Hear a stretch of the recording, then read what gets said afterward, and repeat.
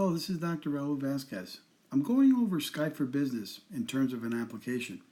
We have it on the iPhone, on the iPad, and also on your PC. They work pretty much the same. So what we want to do is once you click on that, what you're going to see is you're going to have to use your GBUAHN credentials and you sign in. And this is what the main screen that you're going to see. So you see who you are. This area here is searching for contacts, so anybody in the system that you're looking for. These are some of the ones that we recently use, but they'll pop up here. You'll see a calendar schedule. You'll see a calling schedule, a way to call out of the app in the iPhone, iPad, and also on the PC. Remember, we're going to be using this pretty soon as a call center where everything's integrated. We won't, even the phones that we use will use the same kind of features. And these will be the contacts that you have, and you're able to design your own through there. As you can see from recent, they'll tell you when the call was made, and we want to keep track of all this stuff so we don't run into problems. This screen also shows you of things that are being scheduled. We have the Grassroots Award dinner that's coming up. So if you click on that section up above, you see who you are, the status that's available. So if you are available or not, it's going to show you that. If you triggered call forwarding, this is where you're going to see that'll be turned on. And we do have you calling from the app to your phone. So if they're calling your PC, it's going directly to the phone. So you'll be seeing this aspect of it turned on most of you.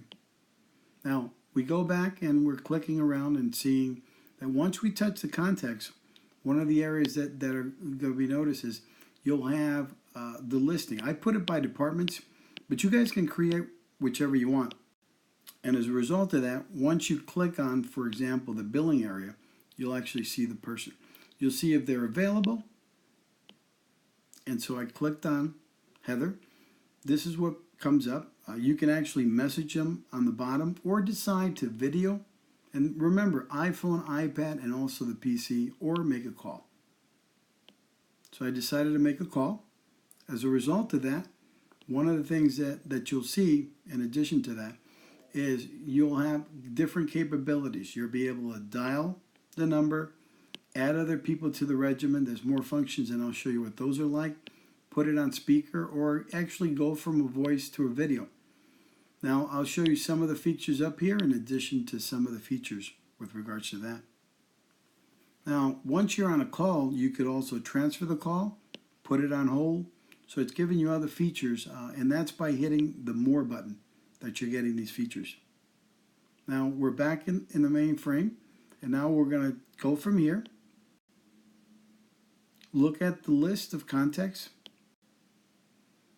Scroll to, and like you see, you're able to kind of look at who else. And I like to put people in different categories because it's easier to communicate, especially get a hold of. So let's say you're here and you want to kind of look at the calendar. You click on it, upcoming events, but you'll actually see all of them. And this is what I'll show. This is the only one we have right now. Going back, now we're at the main schedule again. If we click on Gil, for example, he'll pop up. We're making the call. As you're making the call, you can also click on the top portion of it, and it gives you these other features. So the other features are the contact card, and you all have one. When you click on that, you can either look at video, you can call, instant message, get his email, in addition to add other people to the system or add them as a favorite to your system.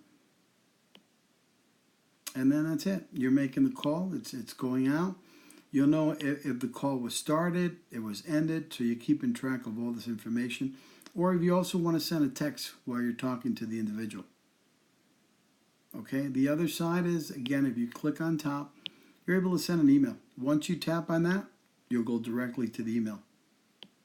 Now, one of the interesting things that we also like to do is, once you're here, this is where a phone system actually activates. So if you click on that, you get the phone, and you add the phone here. If you have your contacts picked, they'll give you choices of your recent calls. And once you start to add some of the numbers in there, you're going to directly see from our list on the contact list. And then you'll make the call from there. In addition to that, if you click the icon here, you go directly to voicemails. This is an example of some of them. So anytime somebody calls you through the PC and then it goes to your cell phone and they leave a message, you're going to get voicemails. Not only will Outlook translate them and send them to you in an email, but here is where you're going to see them and actually listen to them, whether it's in the iPhone, iPad, or your PC. And so you click on this particular voice file and this appears. So these are all my voicemails, how long they are, when they occurred. And so if I pick Carlton Bronk and I click on it, it starts to play that voicemail. And that's what we're trying to do with this, is trying to make it a lot easier.